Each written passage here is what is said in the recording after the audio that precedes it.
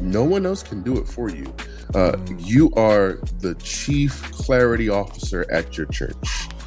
You're the CCO. You're not the CEO at that place. You're the chief clarity officer. Nobody can give clarity to the vision that God has given to you but you. Welcome to another episode of the Church Systems Podcast, where we give you simple solutions to help you solve your ministry's toughest challenges. My name is Henry Tolbert, and I'm your host. And today we're going to be talking about synchronizing gears, how to align your team with your church's vision. It's so important that you make sure that everybody who sits around the table, if you would, that all of the people who the Lord has sent to come around you, to come alongside you, to sit at that table, that you all get on the same page, that we decided to really spend some time pouring into what it looks like when a team is not aligned versus when it is aligned, and how you can begin to move your team towards alignment. Let me ask this question. Do you ever feel like you have some misaligned gears on your team? Right? You know what I mean, where it just seems like there's maybe one or two people who just don't seem to get it, that no matter what's happening with the team over here, they don't really want to go with it, right? And here's one of the things that I've seen is that when you have a gear that's stuck or that's out of alignment, what ends up happening is that instead of it becoming something that helps things move forward, it becomes a friction that keeps things from moving forward. You know, the thing that I love about gears, and this is why we use them so much, they're a part of our logo and we talk about them all the time. One of the things I love about gears is that they're interlocking, is that turning one gear over here in a perfect world should turn a gear over here. And so your worship planning, when worship services go well, they help move the children's ministry forward and they help move all these other things forward. They all work together. But the opposite happens when one of those gears is out of alignment. And I know you know what it feels like to have a gear that's out of alignment, to have a team member who just doesn't seem to be aligned with where you're trying to go. I was speaking with a pastor recently, and he said to me, he says, one of my biggest struggles, as a matter of fact, this was in a Facebook group. I was asking them, I said, what are the challenges you're facing right now? And this pastor said, one of our biggest struggles is having leaders who seem to be on their own agendas. They seem to have a vision and a goal that's different from what the church has. Well, if that's where you are, go ahead and lock in, grab your notebook, grab your pen. We're about to get ready to dive into it, and we're going to start problem solving this thing together. So let's get ready to jump into it. All right, I love the imagery of gears. And the reason I love the imagery of gears is because it shows how everything works together and how everything fits together. And so when we talk about synchronizing gears, what we're talking about is making sure that the people on your team are working together and not against each other. You know, because when one of those gears gets stuck, it can halt the entire process. All it takes is one gear in your watch to be broken, and now you can't tell time. And so I think it's so important that we make sure that the gears are all working together so that we have alignment. You know, to understand alignment really, you know, one of the things that is helpful is to understand its opposite, and it's misalignment. You know, that's one of the things I use. When I want to really understand something, sometimes I'll go and look at the opposite of it and go like, what's the opposite? What's the converse of this, so that I can really understand it? So let's talk about misalignment for just a moment. You know, when we talk about misalignment, one of the things I like to think about is sideways energy. It is energy that is not moving in the direction that it needs to go. Energy is still being spent, right? So when people are misaligned, they're still doing stuff. They're still using energy. They might still be using resources, might still be using money and volunteers and all those different things, but they're not pointed in the right direction. And because they're not pointed in the right direction, we don't really get to see the benefit of it. And sometimes it happens to our detriment, right? It's what happens when you have people moving in a different direction. Think of it this way. Think of a rope, right? Imagine two people pulling a rope together to try to move a heavy object, and the whole heave, that rhythm that goes with making progress. Now imagine you take those same two people in that same rope and you put them on opposite side of it, right? Now it becomes something completely different. One is a partnership, one is a battle. One is work, one is a tug of war. And so what you want is you want the alignment. You want to make sure that people are on the same page. And that's one of the things that makes alignment so valuable, is that you can keep yourself and your team from wasting all of this energy and pulling in opposite directions instead of pulling in the same direction. All right. So here's a couple reasons, and let's talk a little bit more about why alignment is so important.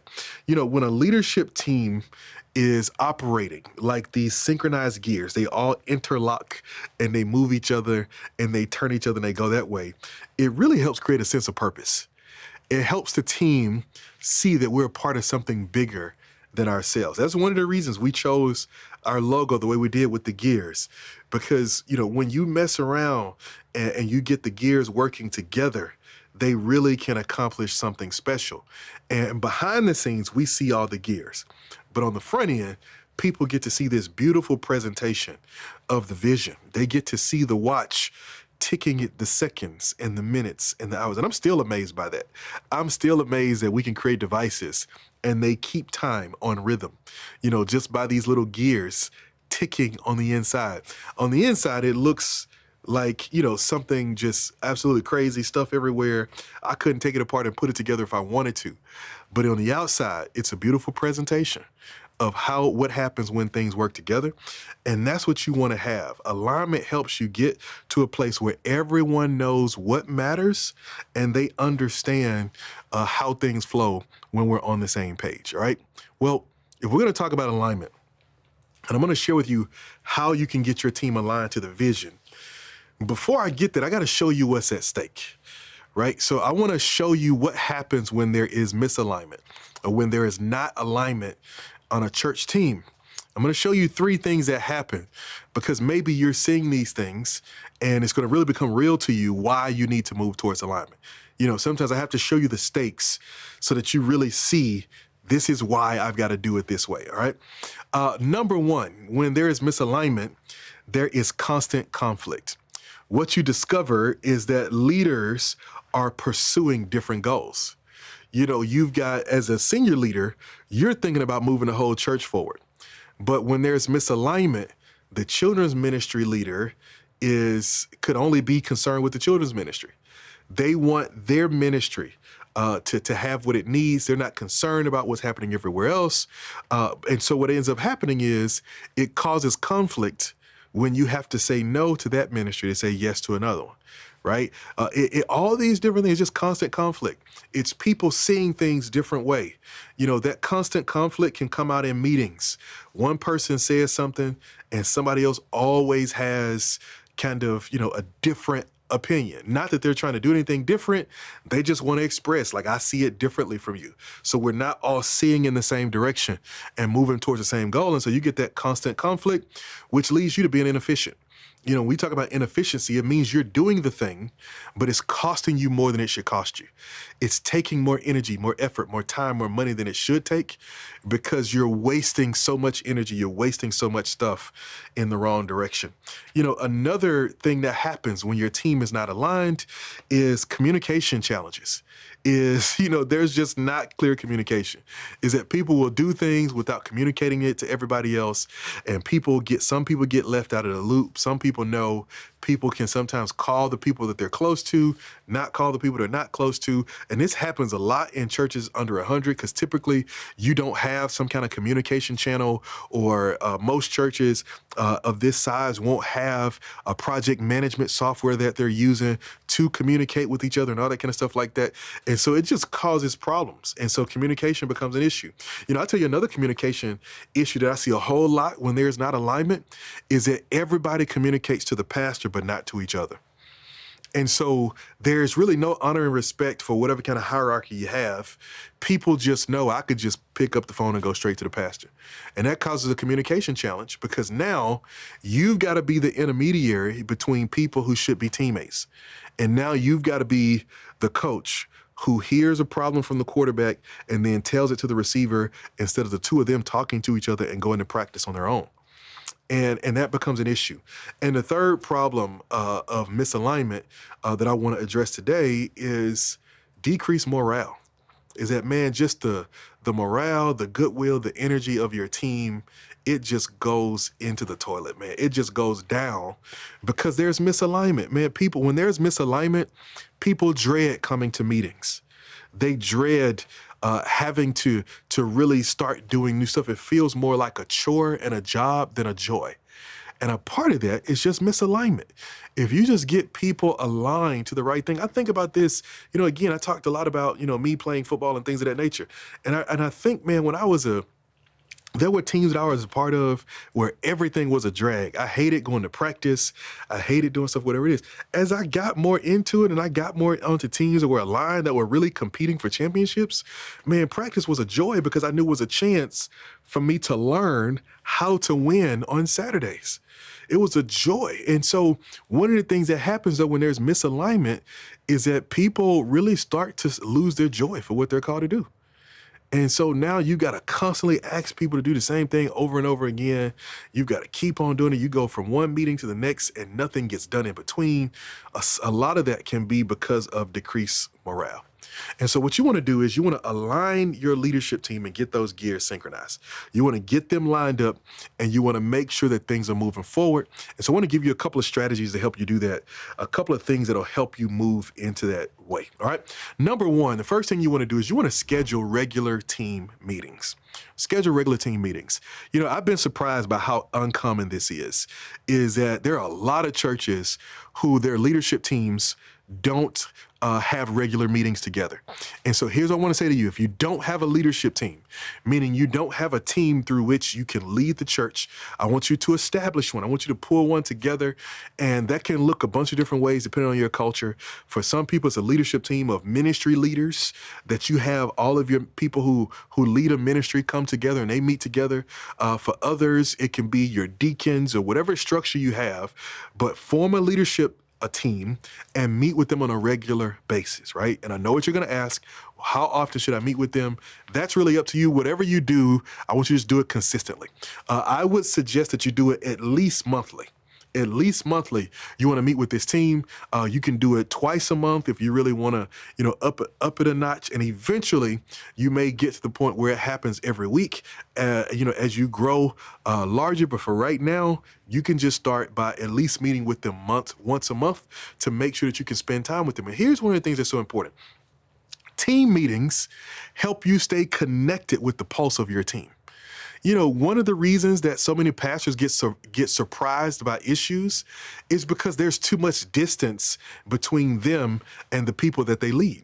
And so one of the ways to combat that is that you need to spend more consistent time with your leaders. And a part of that is just by planning a consistent meeting and knowing that every month, every other week, whatever it is, you're going to have a chance to sit in front of your leaders. And some of that stuff you can hear earlier in the process. Some of those things you can pick up on earlier. You can watch two people interact and see that there's a tension there before it really becomes a battle. And so you want to set these meetings up and you want to make sure that you meet with your team on a regular basis. That's super important. All right. So the first thing is you want to schedule regular meetings with your team. If you don't have a team, build one, pull one together, and meet with them on a regular basis. Number two, the second thing you want to do is you want to use a repeatable agenda for this meeting, all right? You want to use a repeatable agenda. Here's what I mean. Is that you want to have an agenda template that everybody knows is going to be roughly the same every time you meet. Right now, the content will change and the responses will change and some of the details will change, but they know all in all that this is the framework that we use. And so what you're trying to do is you're trying to leverage a consistent and predictable agenda to make it easy for everybody to be involved. Because with this new agenda, what you want to do is you want to build the kind of meeting, not where people come and listen to the senior leader do all the talking, but where everybody knows that they're responsible for bringing information to the meeting and for engaging in the meeting as we go. If you set a culture where people come and listen to you talk, and you're the grand visionary, and all that they're there to do is to hear what you tell them to do and go and execute it, you're going to have a lot of silent meetings, and you're going to miss out on some of your best ideas. Some of the best ideas won't come directly from you. You may spark them, but they're going to come from the people around you. And so you want to create a predictable agenda that helps you avoid doing all the talking. It helps you avoid, sitting there and bringing this idea that you're super excited about, and then people don't say anything, right? One of the reasons that happens is because a lot of times as pastors, we come to a meeting with something we've been thinking about for 30 days, 60 days, 90 days. And then in 5 minutes, we want people to make a decision on it. They heard it for the first time 5 minutes ago, and you're saying, y'all want to do it? And they're like, well, wait a minute, like, can I process it? And so one of the ways you avoid that is by having a repeatable agenda and giving your team that agenda well ahead of time so that they can think through the things that you're going to be talking about in the meeting, all right? And so what you want to do with this agenda is you want to set the expectation that everybody comes in with something to add. In our boot camp, what we do, we give you this agenda. And when we give you this agenda, we tell you in the places where you need to plug people in. And we even give you some insight on what to expect from different people. This person needs to do this. You need to have everybody bring this. You want to talk about this. People need to know this, blah, blah, blah, whatever it is, right? But we give you that agenda so that you can then go back to your team and start to lead well. I was speaking with one of our pastors here recently who just joined the program, and he said, man, that agenda made a world of a difference. He said, I did it for the first time. He said, I usually hold things tight to my chest because I don't want it to go off the rails. I don't want people to start talking about all this kind of crazy stuff, so I usually control it. He says, but I signed it. I told him what to do. I gave him the agenda. He said, man, and that meeting went amazing. He says, people were engaged in a way that I hadn't seen in a long time. That's what happens when you use a repeatable agenda and you get it to them in advance, all right? So the second thing you want to do after you plan regular team meetings, you want to have a repeatable agenda. Here's the third thing. Third thing you want to do is you want to perform regular individual reviews, right? So that means on a regular basis, whatever, works best for you, 6 months or a year is usually good, once or twice a year. But what you want to do is you want to encourage and you want to exemplify open and honest communication with your team, right? You want to help them be better. People want to be good at what they do. People hate to fail. One of the primary reasons that people reported for quitting a job was when they felt untrained or ill-equipped to do the job well. So people want feedback. There's a way that you can give people feedback to help them grow and help them be better in every part of their life. And so what you want to do is you want to pull people in for these performance reviews, and you really just want to review where they are. You want to talk about where they are. You want to share with them the areas where they can be better. Share with them the celebration of the areas where you believe they're doing a great job, because all of these won't be bad stuff. Some of these will be great. You'll be pleased with the way that people have really stepped up to the plate and brought their gifts into the kingdom. But what you want to do is you want to make sure that they know that there's a regular point for feedback to come and for you to share with them where they're doing really well and where they can do a little bit better, all right? Now, within this, there's a conversation that I encourage leaders to have, all right? There's a conversation, and sometimes this conversation leads to some challenging decisions. But that's why you're the leader. You're the leader to make the challenging decisions. All right, Moses doesn't get to be comfortable and just go along with what everybody else does. Moses has to wrestle with God, and sometimes that wrestle with God has to become a wrestle with people. And that's what you're called to. You're called to that. You're called to be a part of that. And in this context, we're talking about doing reviews with people.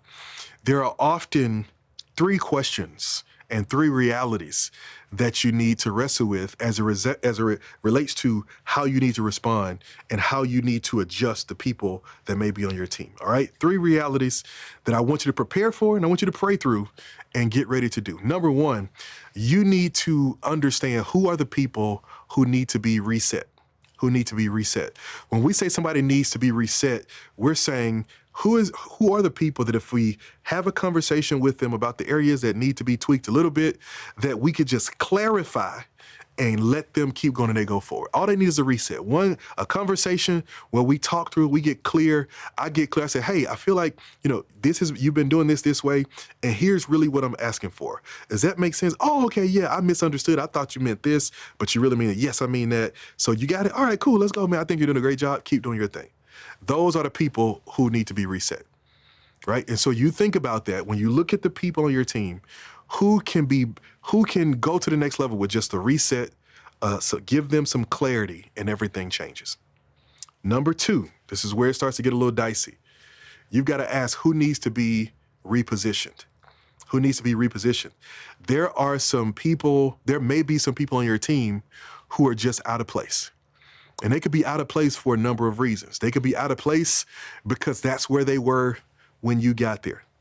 They could be out of place because they took on a task that doesn't fit their gifting in a past season because you needed them to step up to the plate.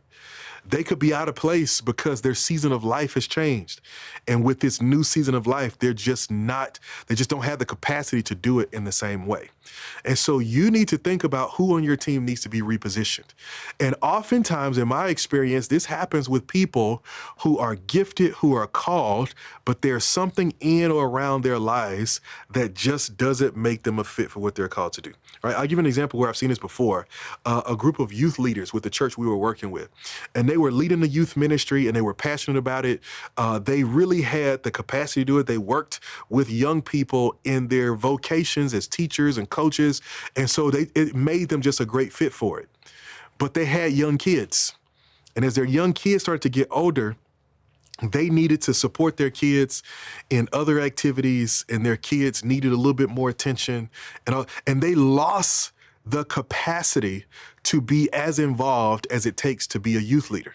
When you're a youth leader, you're a second parent. Kids call their parents and then they call you, and they lost that capacity. And so while they were still great people, they had great capacity for leadership. It was my suggestion that they be repositioned, that you take them and reposition them to somewhere, even if it's as assistant youth leaders, where they still get to help teach on weekends because they could do that part, but they were struggling with the leadership and administration of the ministry throughout the week. They need to be repositioned. Maybe you've got somebody who's leading a ministry because you needed somebody, hey, can you go and lead the children's ministry for me for a season? And they did it, even though it wasn't their gift or their passion. And now it's weighed on them and they miss being in church, and it's time to reposition them. When you find people who need to be repositioned, now you've got to walk them through change. People who need to be reset need clarity, but people who need to be repositioned, they need change. And so you need to walk through that. And it's not just based on what you see, but it's based on what they see. People may tell you they need to be repositioned, and they struggle to say it because they don't want to let you down. Because a lot of people who are close to the leader, they understand that if they don't do it, you'll end up doing it yourself. But there are some people on your team who need to be repositioned. Thirdly, and this is, of course, the most challenging one, who are the people who need to be released? Who need to be released? There are sometimes people on your team who, no matter what you say, no matter how much you coach them and pray with them and for them and encourage them, they're just not going to get on the same page with the rest of the team. They just can't make the shift from the old way to the new way. And I know that you're hesitant to address it because it most likely ends with them leaving the church. And that gets more complicated if they've got other family members in the church. It gets more complicated if they're one of your biggest financial supporters. There are a lot of things that make it complicated. But I'm here to tell you that it'll cost you more later if you don't go ahead and pay that fee now. And one of the things that you've got to be honest about is if there are people on your team who need to be released. And sometimes releasing is a hard thing. Sometimes it's just a reality. Sometimes people's health gets to the point where, you want to honor them by letting you still see them as leaders, but you can't leave them in that position. Sometimes you need to release them, not just because it's this thing or this place where they did something wrong, but sometimes it's just that they're no longer a great fit Maybe it's their season of life. Maybe it's their skill set. Maybe it's their mindset, whatever it is. But one of the hard conversations you've got to have is about the people who need to be released. You've got to have that hard conversation, but that's why you're the leader. Number 4, you want to get your team aligned. You want to synchronize these gears. You need to collect feedback. Periodically use a survey to allow your team to give you feedback about how you can lead and serve them better. Give them a place where they can share with you and be honest. Give them a place where they can talk to you and say, hey, here's what I need from you. Here's how you can help me. You need to see and hear exactly how you can make a difference, because here's what I'm going to tell you. Please do not make the mistake of thinking that you have all the information, because you don't. I can tell you right now, there are things happening in and around your church that you don't know about, but the people close to you might. But you may not hear it unless you ask and you welcome it. And so you want to welcome their feedback, because they can let you know what they're saying. They can let you know what they're saying. Even if they don't give you the exact details about the situation, they can give you enough insight to know some shifts that you need to make. So just periodically put together a survey, a digital survey. The way we do it is that we have a digital form that's built into our software that we give to our churches who are part of our boot camp. And there's a form already in there. You just send it to your team. And when you send that form to your team, then they can give you feedback on how you can lead and serve them better. Last but not least, number 5, and this is a big one. I want you to plan one-on-one time with your leaders. The people on your leadership team, I want you to bake it into your schedule to spend time with them one-on-one as often as you can. One of the advantages of being a part of a church that's less than 200 people is proximity, is that you get to be close to everybody, including the senior pastor. And so you can do one or two things. You can be mad about that and go, people just want to, climb the ladder. They just want to be close to this. You can be mad about it, or you can take advantage of it and say, man, if people see me, little old me, as somebody that they want to be close to, they want to be connected with, how do we really lean into that? How do we really, really take advantage of the fact that people like to be close to their leaders? And so one of the ways that you lean into that, and I believe Jesus models this, right? Jesus shows us that if I take the right amount of time to invest in these leaders, eventually these leaders are going to be the ones who move the mission forward. And I'm telling you, I learned this lesson. If you do what I'm telling you to do right now, it will I guarantee it will change your ministry, and it will move you further down the road than you ever thought it would.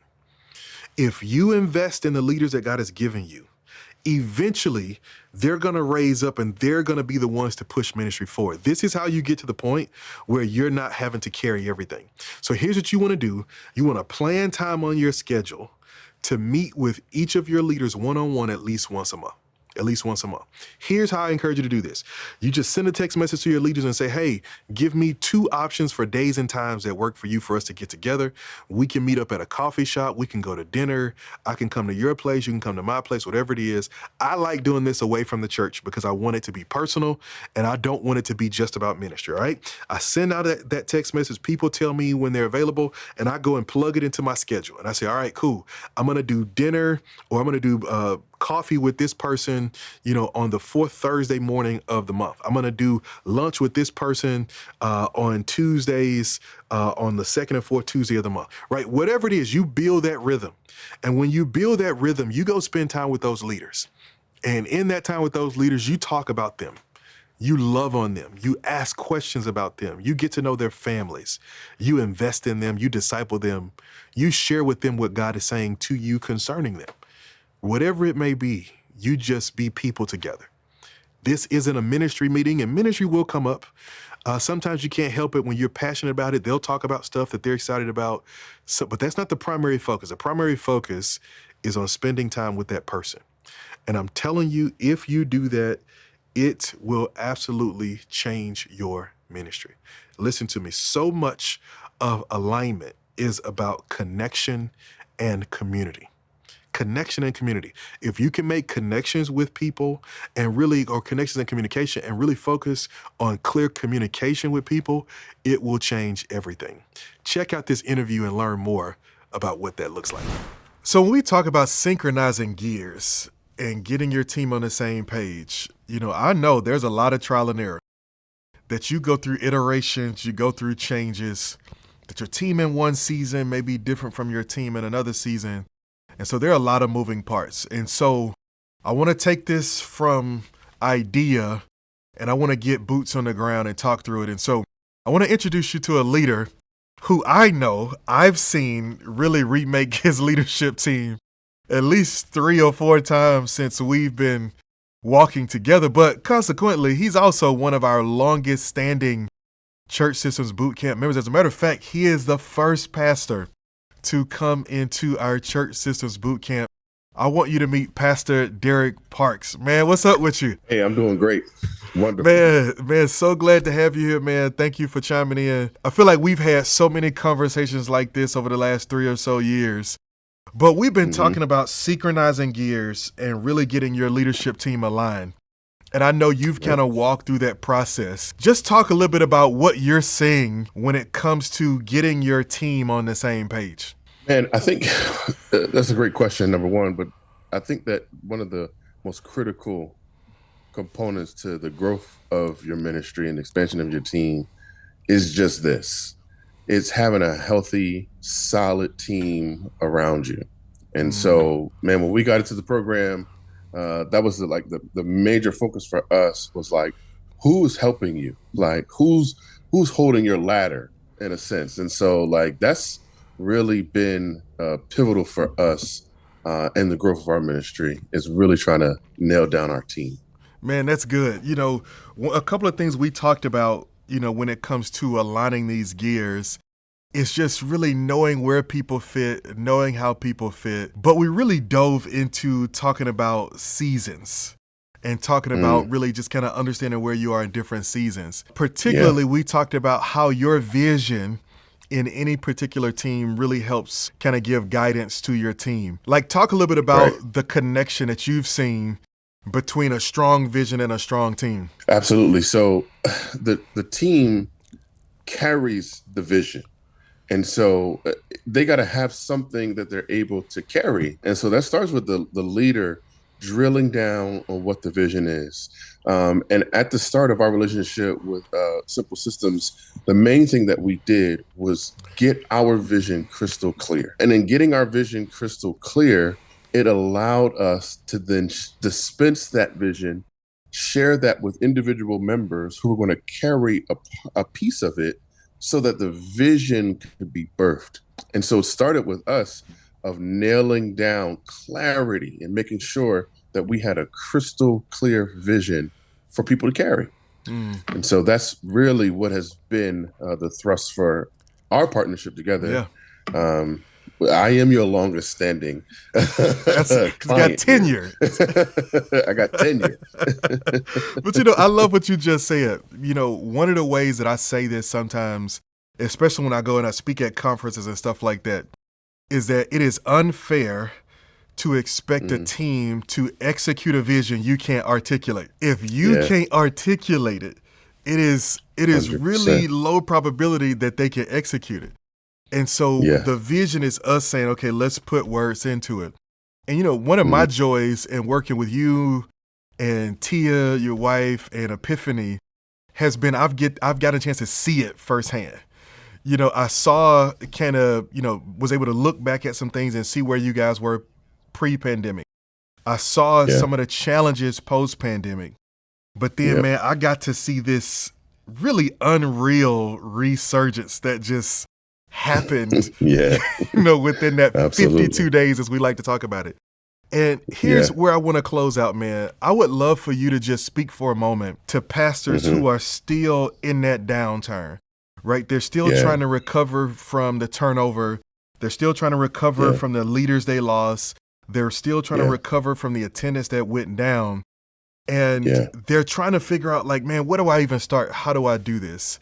What would you say to a pastor in that spot? Absolutely. I would want to encourage you first and foremost to trust the calling of God over your life. If God has called you to the work that you're doing, then he's going to sustain you. He's going to So good. sustain you in that work. And part of that sustaining you is getting you to a place where you can drill down on what it is specifically that God has called you to do. And so no one else can do it for you. You are the chief clarity officer at your church. You're the CCO. You're not the CEO at that place. You're the CCO, the chief clarity officer. Nobody can give clarity to the vision that God has given to you but you. And so wherever you are, wherever you find yourself, make sure that you're spending time listening and hearing from the Lord to make sure that the vision he has given to you is clear enough so that you can write it down. And after you've written it down, trust the Lord that he'll give breath and wind to it and allow people to run. Because that's what you need. You need people to carry the vision and run. So be encouraged. That's so good, man. Thank you so much for sharing that insight. And I want to say again, man, to all of you leaders who are watching, that getting those gears aligned is so important. But it's important that you get clear about what you need and about where you're headed so that you can recognize it when it shows up. Man, we know God wants to see the church win. We know God wants to see the kingdom expand. If you're a part of that, one of your tasks is to make sure that you get your team on the same page so that you can drive into the future. So to recap, if you really want to synchronize the gears, right? If you want to get your team aligned, there are a couple of essential things that you've got to do. You've got to make sure that you have your vision clear, that you're having hard conversations with the people who are on your team, but you've got to make sure that you're willing to step up to the plate and do the hard thing when it comes to evaluating your team. You know, this is where I see so many leaders get stuck, is we're afraid to have the hard conversation about evaluating people because we love them. And the truth of the matter is this, and this is a really hard thing, but you've got to grab it. The truth of the matter is this, is that just because they're a good person doesn't mean that they're going to be a good leader. And so you've got to be willing to separate those two things and say, I can love a good person, I can do life with a good person.